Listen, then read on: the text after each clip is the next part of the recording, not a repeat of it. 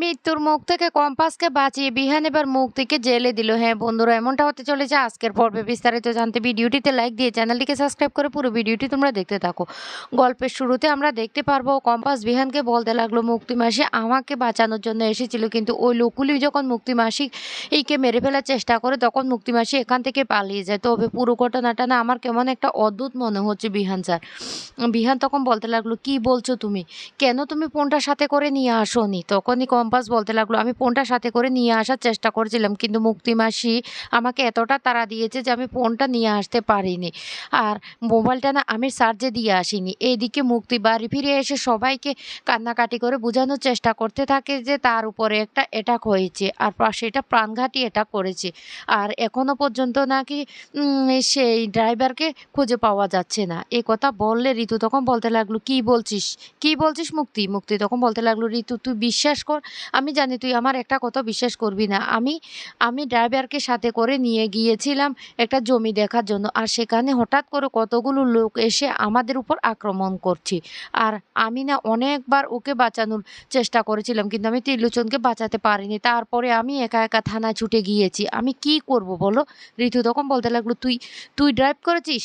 তখনই মুক্তি বলতে লাগলো, হ্যাঁ আমি ড্রাইভ করে থানায় গিয়েছি। আমি তো একটু একটু ড্রাইভিং জানি, সেটা তো তুইও জানিস, এমনকি লাইসেন্সও আমার আছে। আর তখন না আমার মাথা একদম কাজ করছিল না যে আমি ড্রাইভিংটা কেমন জানি বা কী করব। আমার তখন মনে হয়েছিল ত্রিলোচনকে বাঁচানো দরকার, তাই আমি পুলিশ স্টেশনে ছুটে যাই। কিঞ্জল তখন বলতে লাগলো, তারপর তোমরা পুলিশ নিয়ে ওই জায়গায় গিয়েছিলে? মুক্তি তখন বলতে লাগলো, হ্যাঁ ওই জায়গায় গিয়েছিলাম। কি অদ্ভুত ব্যাপার, ওইখানে না কোনো সিসিটিভি ফুটেজ বা কোনো কিছুই নেই, যার কারণে আমরা ত্রিলোচনকে কোনো জায়গা থেকে খুঁজে বের করতে পারিনি। ওই জায়গাটাতে গিয়ে অনেক চেষ্টা করছি, সেখান থেকে আমরা ত্রিলোচনকে খুঁজে পাইনি। তারপর আমি ফিরে এসেছি। তখন ঋতু বলতে লাগলো, এই মুক্তি তুই বারবার একই কথা বলছিস, তোর উপর আক্রমণ করা হয়েছে কেন রে? আমরা তো জানি যে তোর কোনো শত্রু নেই, আমাদেরই শত্রু আছে, আর সেটা হলি তুই। তাহলে ভর দুপুরবেলায় তোর উপর বারবার অ্যাটাক হচ্ছে। মাহি তখন বলতে লাগলো, ওই ত্রিলোচনকে না আমার প্রথম থেকে সন্দেহ হয়েছিল। তখনই মুক্তি বলতে লাগলো, একদম ঠিক কথা বলেছ, একদম ঠিক কথাই।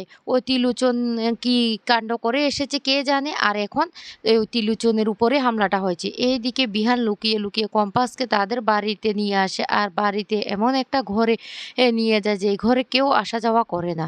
এদিকে তখন মেঘবালা বলতে লাগলো, আমি না মায়ের কথা একমত। মুক্তি মাসি তুমি ছাড়া তো আমাদের আর বড় শত্রু কেউ নেই, তাহলে তোমার উপর কে শত্রুতামি করে প্রাণঘাতী হামলা করবে? তখন মুক্তি বলতে লাগলো, বিহান আমাকে একবার ফোন করেছিল, আমি না ফোনটা ধরতে পারিনি, আমি তখন থানায় ছিলাম। ঋতু তখন বলতে লাগলো, কি বলছিস মুক্তি?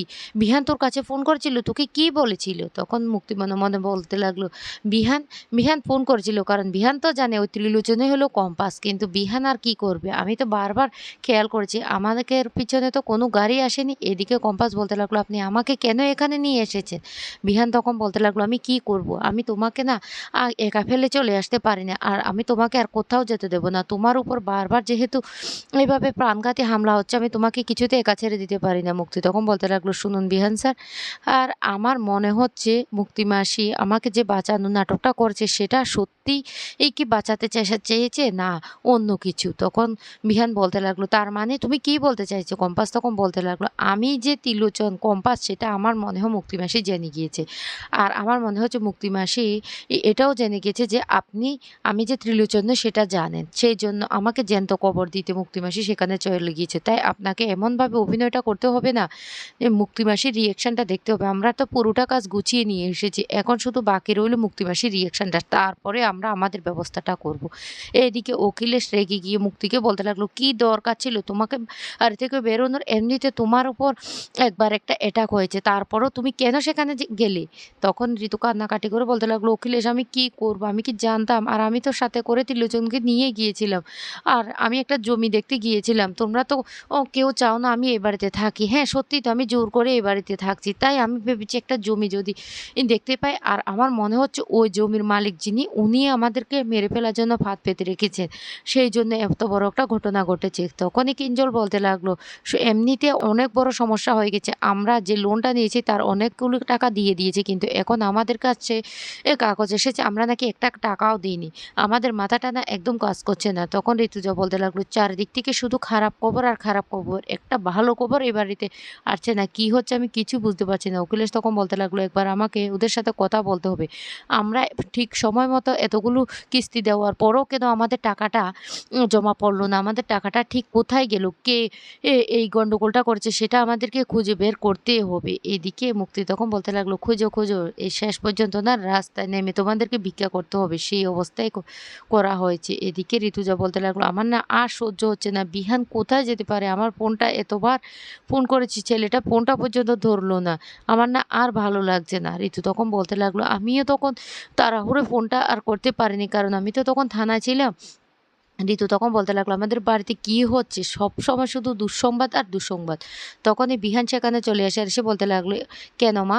ভালো সংবাদও তো আসতে পারে। এবার থেকে দেখবে ভালোই কিছু হবে। মুক্তি তখন বলতে লাগলো, কি ব্যাপার?